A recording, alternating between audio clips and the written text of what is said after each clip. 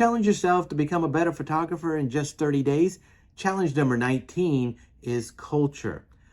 Where I was introduced to cultural photography, first off, was the National Geographic magazine. Now, maybe you've got National Geographic Instagram, things like that, but I remember when I was younger, you didn't have the opportunity to go around the world or see the world like you can today. And if you came across a National Geographic magazine, you knew that this was something that the people involved, and really and truly, that I was like, man, I would love to be a National Geographic photographer.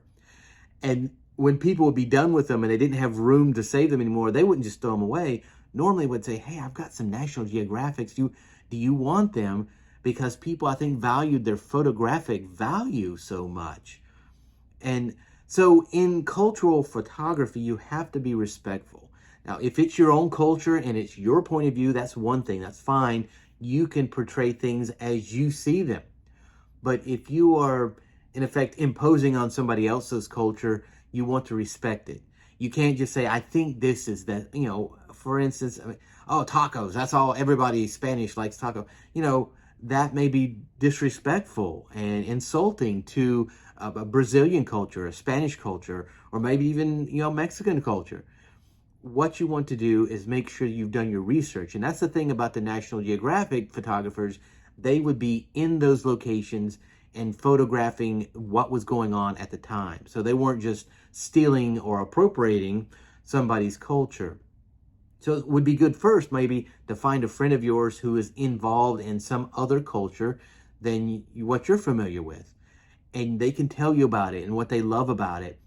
And that will really help you be a better photographer for that particular type of culture, because yes, your friend and they love that. And hey, let me share what my friend really likes. Maybe you'll like it and you'll be able to share it with others as well.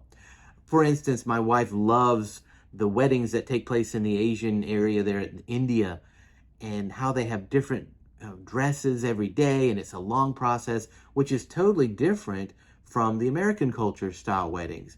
And to be a part of that would be pretty awesome. Now, you wouldn't want to necessarily be a photographer for that event, because if you don't know the culture, you may be missing an aspect of that wedding that you don't even know that is really important. But to be kind of a fly on the wall, so to speak, would be a great opportunity to take photos of a culturally different wedding. So go ahead, go out there, not just being a photographer, but in effect being a photojournalist and doing some research and making sure that what you take is culturally accurate.